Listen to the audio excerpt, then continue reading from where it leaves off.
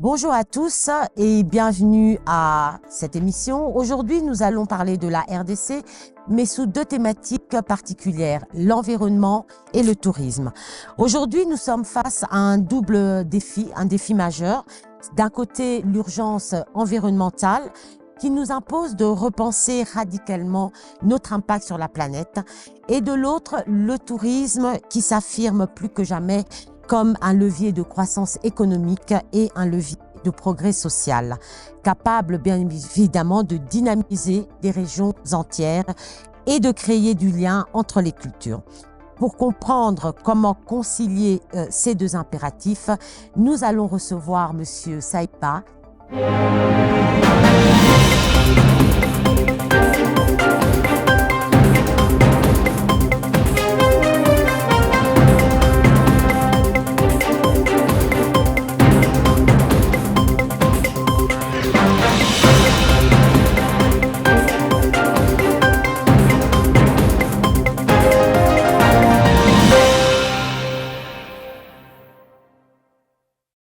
Bonjour Monsieur Saïba. Donc, comme je l'ai annoncé au début de cette émission, nous avons choisi de vous inviter pour justement essayer de comprendre comment concilier les objectifs environnementaux et en même temps le développement du tourisme qui est un levier important, un levier économique et social. Comment allez-vous?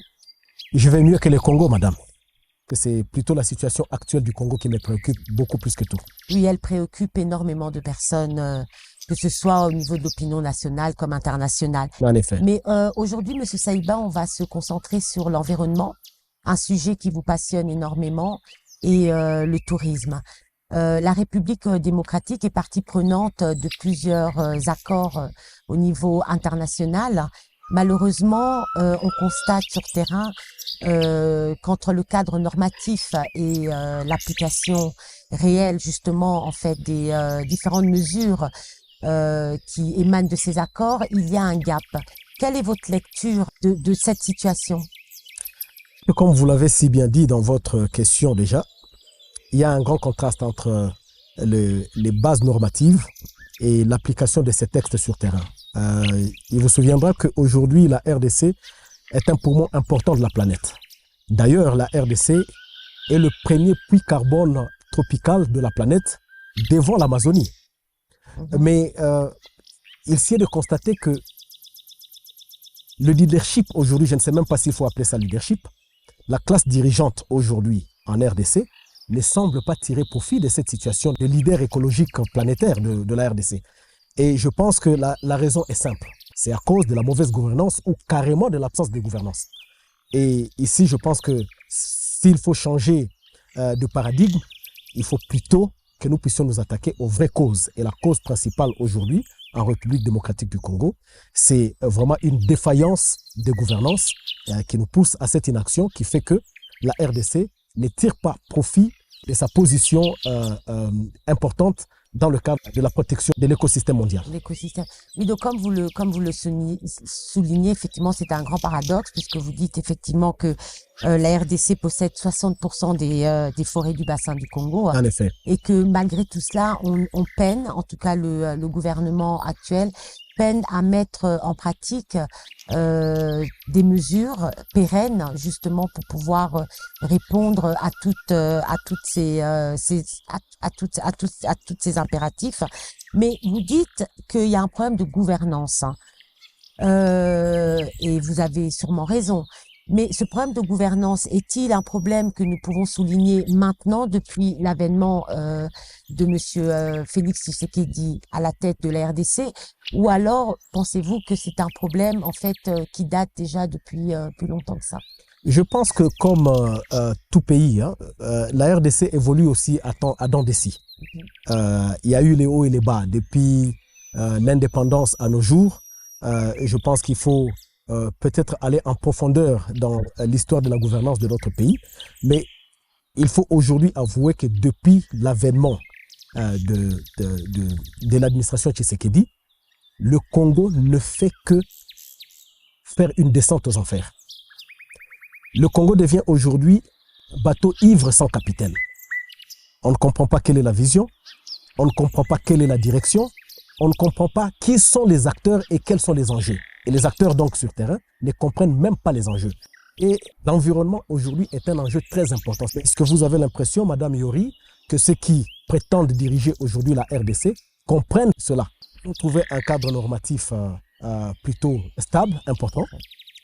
Il devrait se baser sur ça pour définir des politiques qui puissent permettre à la RDC de pouvoir tirer profit de son rôle ou de sa position des leaders écologiques au niveau planétaire. Donc on peut à vous écouter, donc il manque un cadre référentiel, un référentiel global sur une vision, une politique globale d'abord du développement en fait du pays de manière générale et plus spécifiquement dans le domaine de l'environnement et du tourisme. Mais vous l'avez si bien dit, Madame, il y a absence de politiques cohérentes. En fait, toutes les politiques du Congo aujourd'hui se résument dans l'humeur d'un homme. Il est lui-même la Constitution, il est lui-même les institutions. Toutes les institutions sont fusionnées en sa personne. Et donc, dans ce cadre-là, il n'y a même pas d'État. Que ça ne vous étonne pas que le Congo puisse accuser cette absence de politiques cohérentes qui puissent permettre au pays de tirer profit de sa position écologique actuelle. Donc, moi, ça ne m'étonne pas. Quels sont les défis, on va dire, structurels auxquels la RDC fait face par rapport justement aux problèmes environnementaux? En fait, Madame, vous allez remarquer que la majeure partie de la population congolaise, beaucoup de ménages, dépendent essentiellement du bois de chauffe. Tout à fait. Qu'on appelle communément le makala. Et ceci suppose donc que la forêt du bassin du Congo est dévastée. Donc rien qu'en 2024, Global Forest Watch a attesté que le Congo était le pays le plus déforesté. Et que donc nous devons d'abord contrôler cette situation. Et si nous devons contrôler la déforestation, il nous faut donc donner de l'énergie aux ménages. Et pour donner de l'énergie aux ménages, il faut avoir une politique énergétique. Et c'est ce qui n'existe pas. Je vous parlais de la gouvernance globale qui n'existe quasi pas. Pourquoi? Parce que pour moi, aujourd'hui, le Congo ne semble plus être un État. Nous devons d'abord rebâtir l'État. Avant d'avoir des politiques cohérentes dans tous les systèmes ou dans tous les domaines de la vie nationale, il faut avoir l'État, les bases de l'État. C'est ce qu'on n'a plus au Congo. Donc l'État se résume dans les humeurs d'un homme.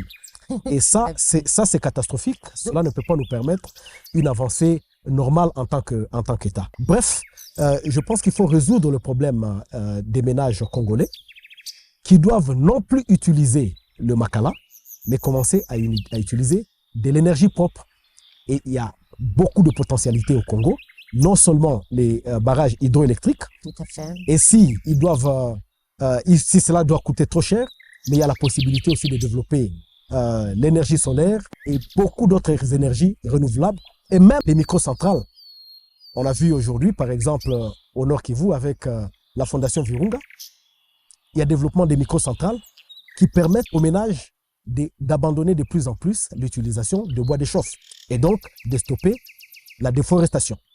Parce qu'en 2024, comme je vous le disais, la RDC a été le pays le plus déforesté de la planète. Oui, on parle de 590 000 hectares de forêt, en effet, effectivement. En effet. Mais cela passe aussi donc par l'éducation de la population, parce que toutes ces populations qui sont plus ou moins à l'intérieur du pays n'ont pas toujours les outils pour comprendre en fait la problématique justement de l'utilisation du makala. C'est deux questions qui doivent aller de pair. Non seulement qu'il faut mettre la population dans les conditions normales à ne plus utiliser le makala, tout à fait, mais aussi les éduquer à la politique environnementale. Mais ce n'est pas de leur faute. La population, si elle n'est pas encadrée, que pourra-t-elle faire? Rien. Même si vous mettez à leur disposition de l'énergie propre, mais si dans leur mental, il faut toujours utiliser le makala, ils vont continuer à utiliser le makala. Mais le problème actuel, c'est qu'on doit d'abord les mettre dans des conditions à ne plus utiliser les makala. Et donc, il faut leur donner de l'énergie propre. Et si la population a de l'énergie propre, on va protéger nos forêts. Exactement. Et c'est ça qui doit être la politique, en tout cas, du gouvernement. Le monde entier aujourd'hui, la planète, demande notamment à la RDC de protéger ses forêts pour lui permettre à elle, la planète, Tout à fait. de pouvoir respirer. La RDC est l'un des poumons importants de la planète. Et ceci dit, on nous empêche donc d'avoir une politique d'industrialisation qui pourrait impacter nos forêts afin de préserver donc la survie de l'humanité. Mais nous n'allons pas le faire gratuitement. Tout à fait. Les autres nations ont détruit leurs forêts, ont détruit l'environnement pour leur industrialisation, pour leur développement. Alors, comment concilier ces deux paradigmes entre la préservation de l'humanité et en même temps le désir et la nécessité pour l'Afrique, mais particulièrement la RDC, de s'industrialiser, parce qu'on ne peut pas parler de développement sans industrie. Il est possible de concilier les deux. D'abord, dans chaque projet, il y a toujours ce qu'on appelle les études d'impact environnemental. Et donc, je pense que en ce qui concerne la République démocratique du Congo, tous les projets doivent respecter en tout cas cet impératif. Deuxièmement, il y a la possibilité aussi de demander aux pollueurs de pouvoir payer. Tout à fait. De pouvoir payer la RDC pour ses efforts de préservation de ces forêts. Mais aussi, une troisième, ce n'est même pas une possibilité, une troisième exigence, c'est qu'il faut que nous puissions avoir une politique environnementale stricte. Ça veut dire protéger nos forêts et empêcher par exemple que nous puissions assister à des coupes de bois, des grumes et l'exportation brute de nos bois. Ce n'est pas possible. Nous exportons le grume vers l'Europe, l'Asie et qui nous reviennent en produit fini. Donc il est important peut-être que dans ce cadre-là, nous puissions bien contrôler l'exportation de notre bois, mais que nous puissions le traiter localement. Et on doit mettre en place une chaîne de valeur, ce qui permet aussi que le Congo puisse avoir une économie forte sur base de l'exploitation de ses ressources naturelles, bien entendu. La chaîne de valeur, c'est un sujet aussi dont on parle par rapport justement à nos minerais critiques, où en fait ils sont exportés justement bruts et on perd en fait on perd énormément au change. Mais tout ça demande de l'énergie. Absolument. On ne peut pas parler de transformation sur place, locale, sans pour autant qu'on ait l'énergie.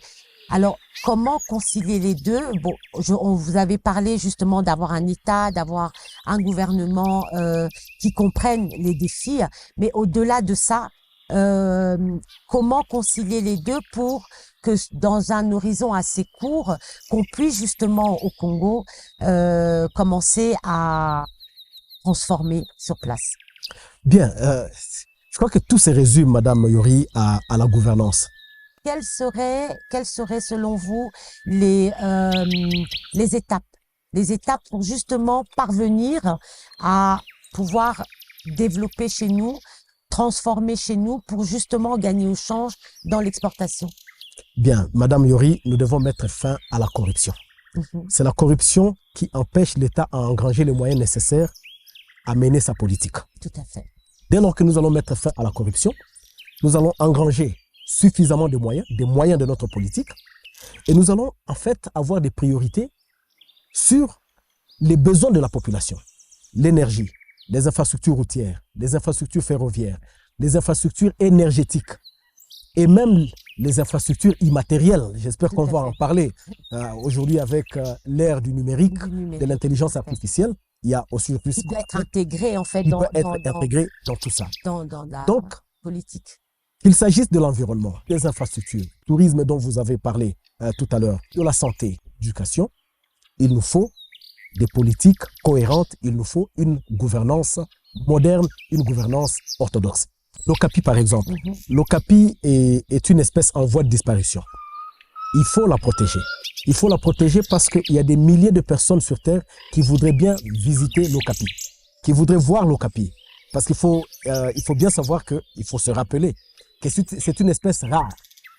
C'est une espèce rare, en voie de disparition, mais qu'il faut protéger. Alors, ceux-là qui voudraient bien visiter l'Okapi, qui voudraient bien la survie de l'Okapi, ils financent les institutions de l'État. Ils peuvent financer le Congo pour que le Congo joue ce rôle-là de protection de l'environnement, notamment la protection de la faune à Okapi, la réserve de faune à Okapi. Donc, il y a possibilité aussi de pouvoir échanger nos dettes, ou nos dettes publiques, avec notre nature. Nous avons une faune, nous avons une flore très importante. Il est possible de pouvoir négocier et cela a été attesté par la Commission économique pour l'Afrique, qu'il est possible de pouvoir utiliser ce mécanisme-là, de pouvoir échanger notre dette contre notre nature. La planète a besoin de notre nature, de la préservation de nos forêts notamment, et de notre flore, notre faune et notre flore. Et nous pouvons donc faire des compensations. Tout à fait. Nous vendons la valeur de notre nature contre la dette que nous avons. Donc, c'est des mécanismes qu'il est possible de pouvoir utiliser. Alors, nous allons passer au tourisme. Le tourisme, levier économique, social, qui permet aussi de lutter contre la pauvreté.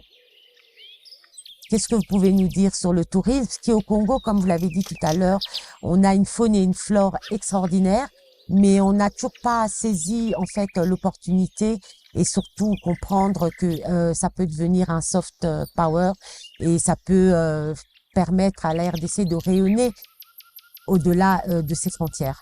C'est évident que le tourisme, en tout cas, est une industrie qui a fait prospérer beaucoup d'États. J'en veux pour preuve quelques pays de la région, notamment la République unie de Tanzanie, le Kenya, le Botswana, la Namibie et beaucoup d'autres pays. Donc, et même la RDC et le Zaïre du Maréchal. En tout cas, à l'époque du Zaïre du Maréchal, le tourisme était un levier économique très important. Et donc, c'est encore possible que nous puissions revenir à cette posture-là. Nous avons plus ou moins 10 parcs nationaux. Nous avons des réserves naturelles. Nous avons exactement. Nous avons des domaines de chasse.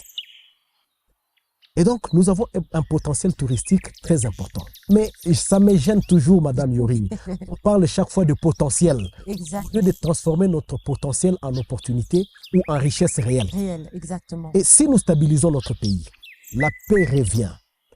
Nous construisons des infrastructures efficientes qui connectent le pays de l'Est à l'Ouest, du Nord au Sud. Nous modernisons notre gouvernance. Nous la digitalisons.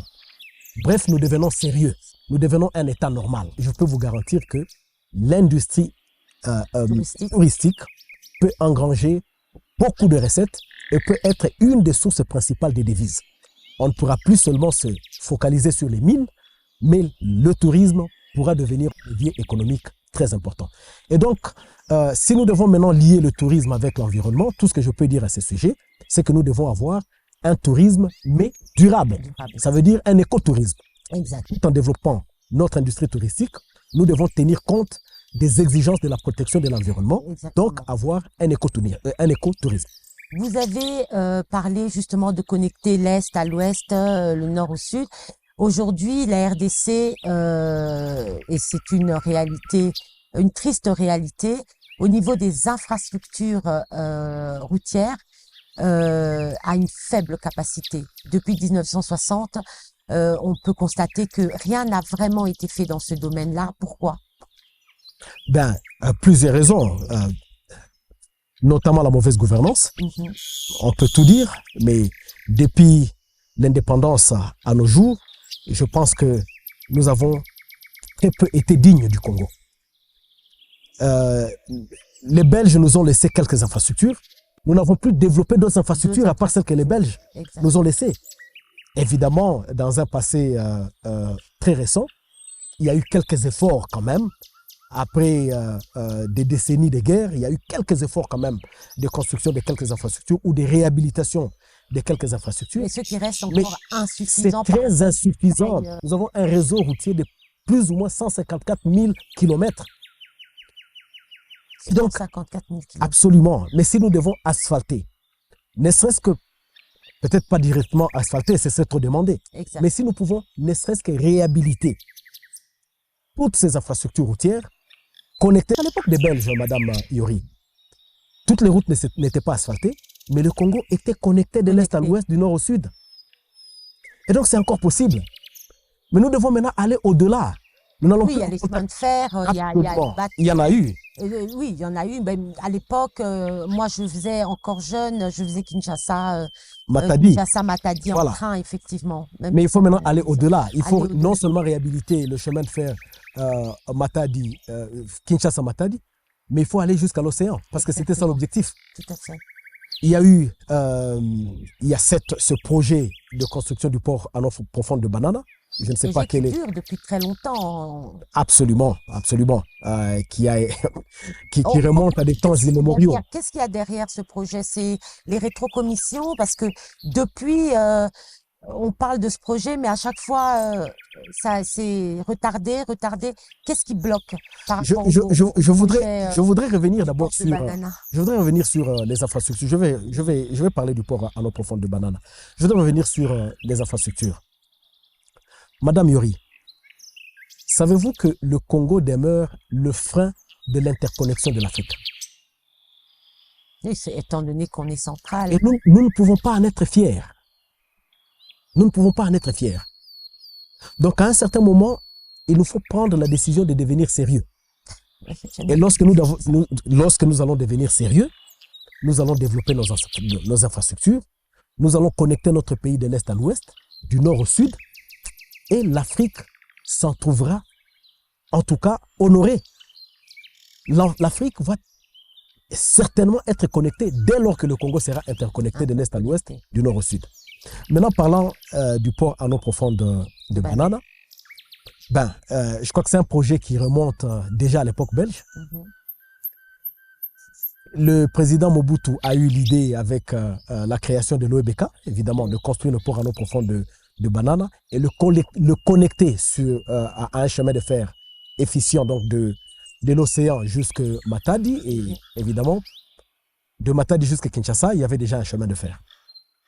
Le président Kabila a fait tout le montage technique et financier avec DP World.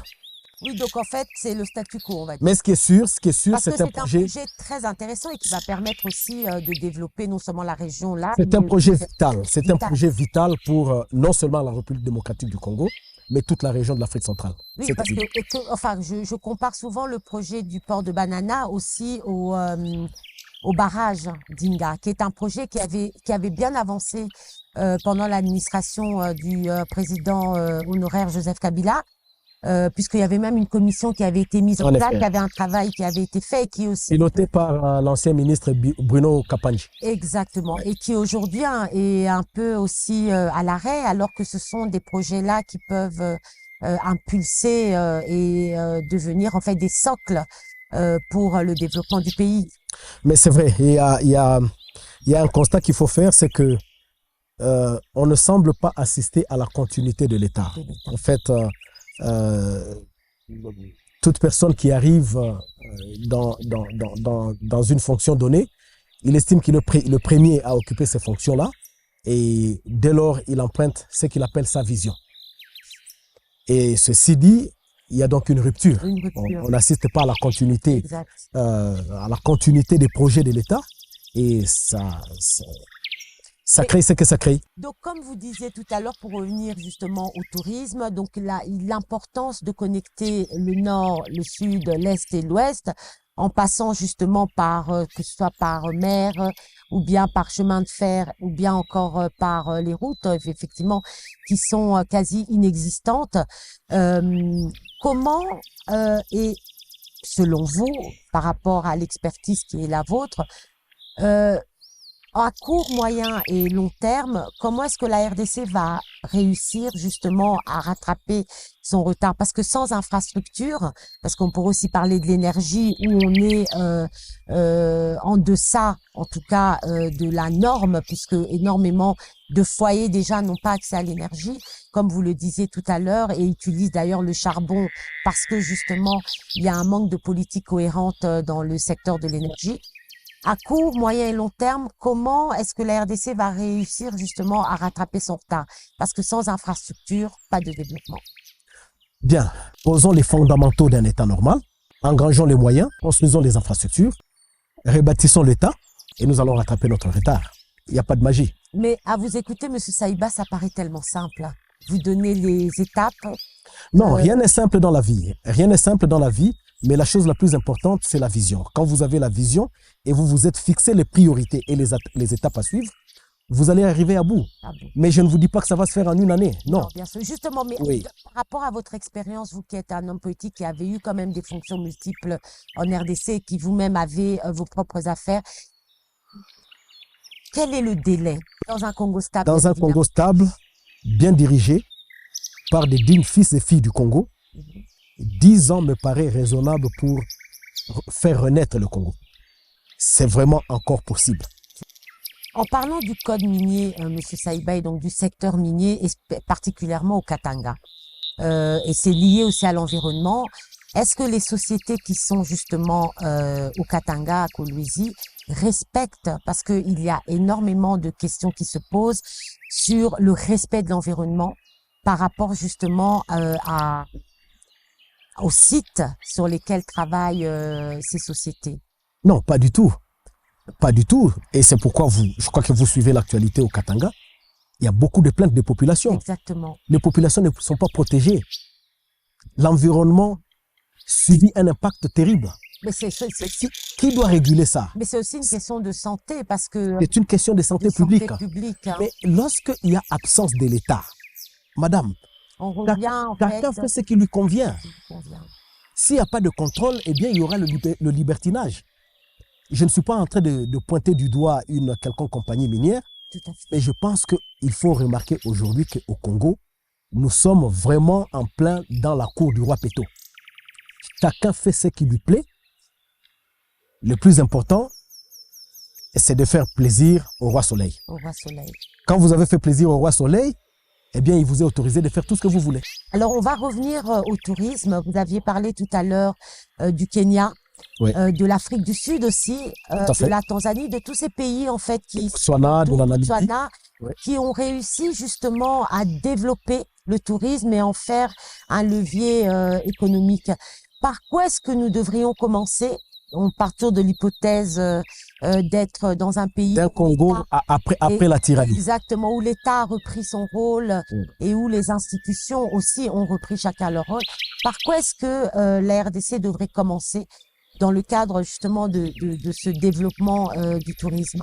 Mais je pense qu'il faut d'abord, dans l'hypothèse d'un Congo post-tyrannie, il faut réconcilier le Congolais. D'accord.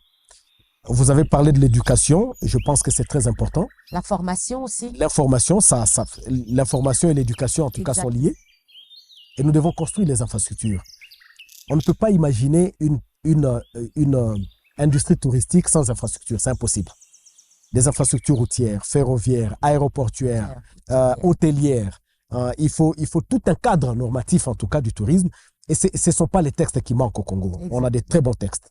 On a une institution qui se charge de ces questions de tourisme et de protection de l'environnement, l'ICSN. Puis on a évidemment l'Office national de tourisme.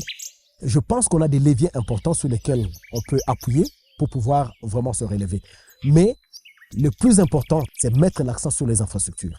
Et vous savez que les infrastructures sont une industrie industrialisante. Exactement. En fait, elle génère beaucoup plus d'opportunités qu'on ne peut imaginer.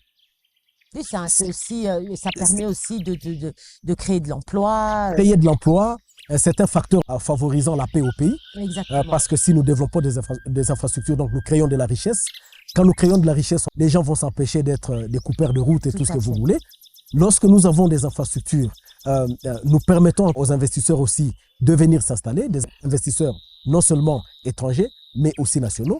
Nous facilitons la fluidité ou le mouvement des marchandises. Donc, je pense que les infrastructures devraient occuper une place de choix dans la relance du développement de notre pays. Vous avez pointé pour moi en tout cas, je pense que c'est très important, quand vous parlez des entrepreneurs, que ce soit étrangers ou des entrepreneurs au niveau local, donc national.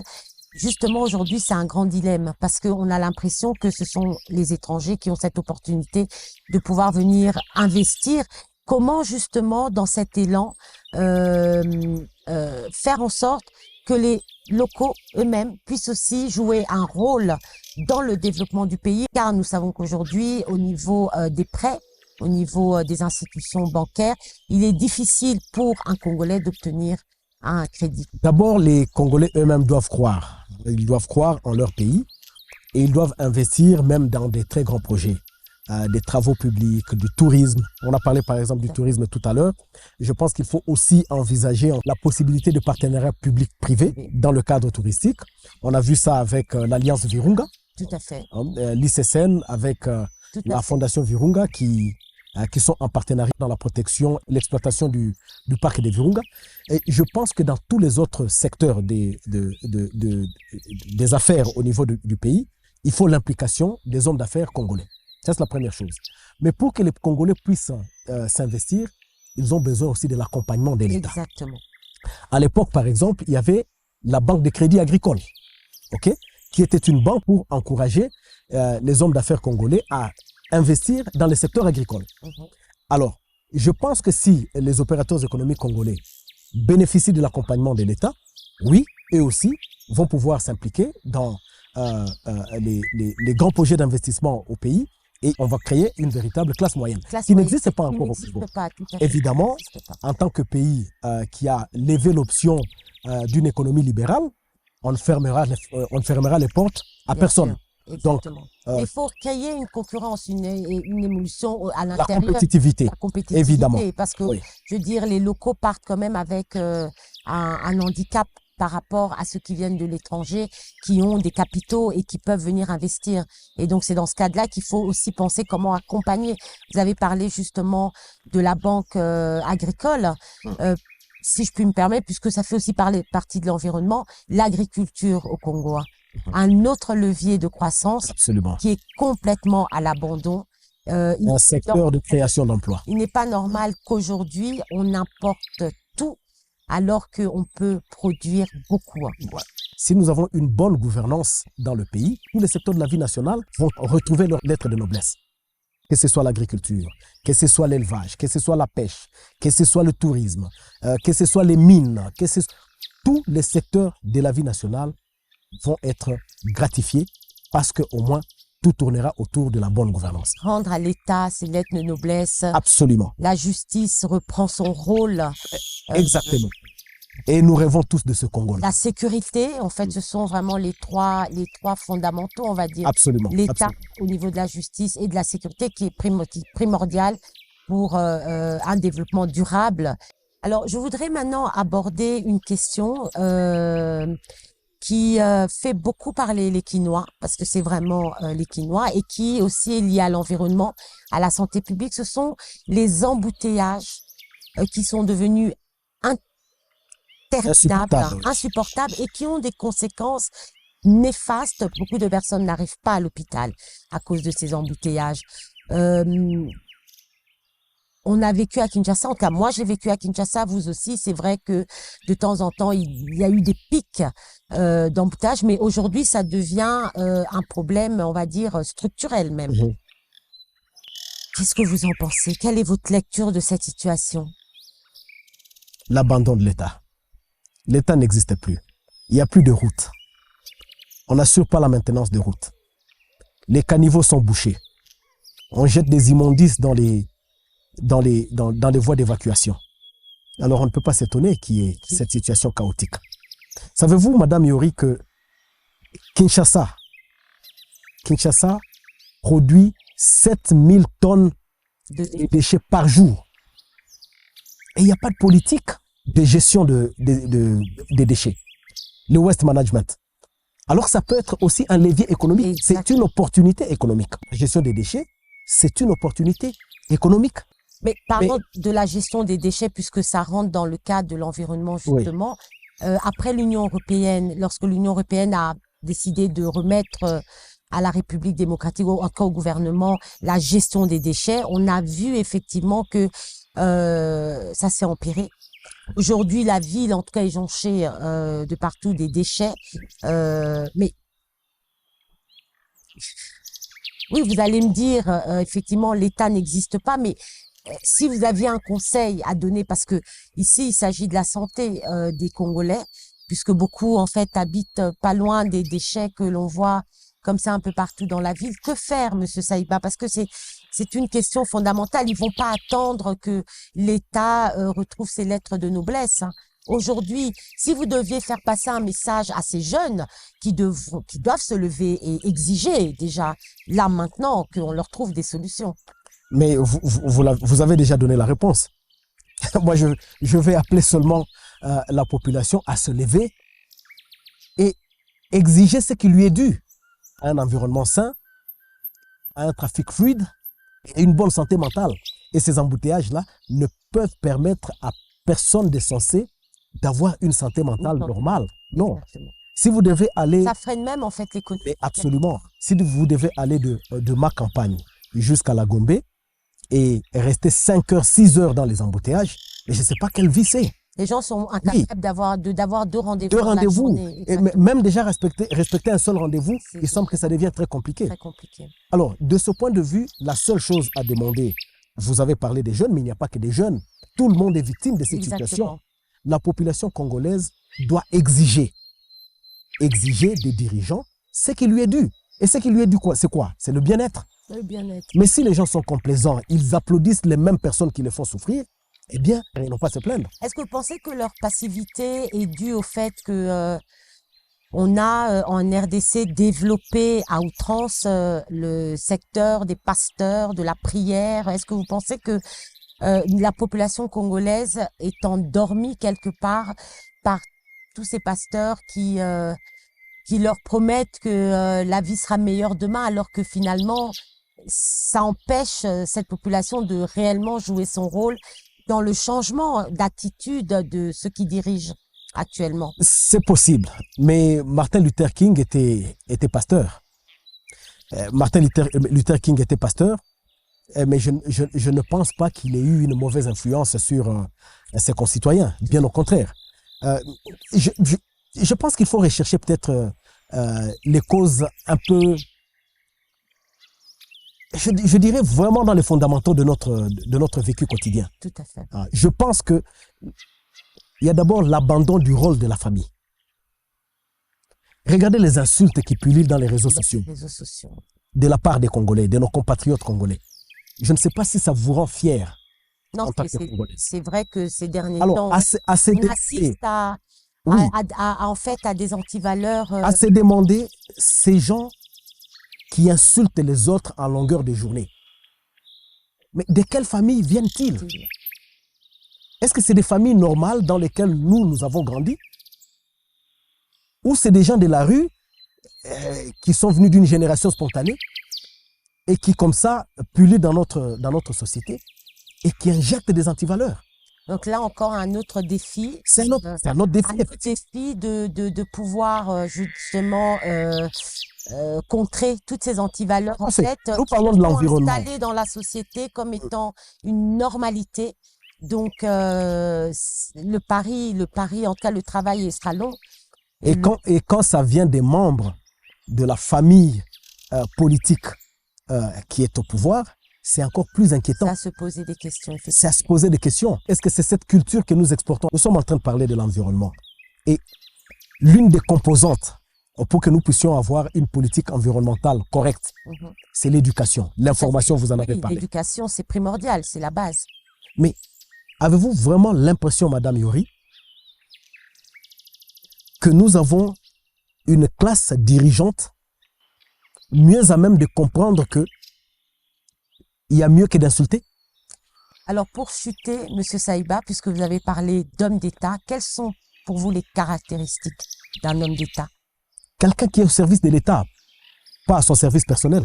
Au-delà de ça, les caractéristiques intrinsèques. Pensez-vous qu'aujourd'hui, il est important d'exiger de ceux qui nous dirigent d'avoir un parcours, d'avoir des diplômes, d'avoir une expérience professionnelle? Oui, je pense que des diplômes, peut-être pas. Tout le monde ne sera pas PhD. On ne va pas exiger ça de tout le monde. Quand je parle de diplôme, c'est-à-dire un minimum, une licence. Non, peut-être pas. Moi, je ne fais pas l'apologie des diplômes. Je connais et j'ai évolué avec des gens qui n'ont pas de grands diplômes, mais c'est des grands capitaines d'industrie. Et ils m'impressionnent chaque jour.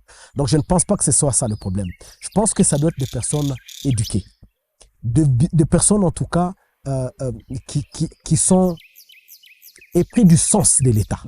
C'est ça qu'on appelle homme d'État. Qui ont une éthique. Qui ont une éthique, qui savent ce que signifie l'État, qui connaissent leurs limites, qui savent s'entourer, qui savent être au service de l'État. Mais comme vous l'avez dit, la tête est importante. Le poisson pourri par la tête, n'est-ce pas? Exactement, la tête est importante. Donc, c'est elle qui va pouvoir impulser justement toutes ces valeurs, cette vision à travers les différentes institutions. Donc, espérons que ce n'est pas un rêve pieux et que nous y arriverons. Nous allons y arriver. J'ai l'habitude de dire, avec l'aide de Dieu et ensemble, c'est encore possible. Amen. En tout cas, Monsieur Saïbas, ce fut un plaisir d'échanger avec vous. Malheureusement, c'était très court, mais en tout cas, on reviendra sur d'autres sujets. Et encore une fois, je vous remercie et je vous dis très vite. C'est moi qui vous remercie, madame. Merci. Et je vous souhaite bien de bonnes choses. Merci beaucoup à vous aussi. Le plaisir était partagé. Merci beaucoup. Merci, madame.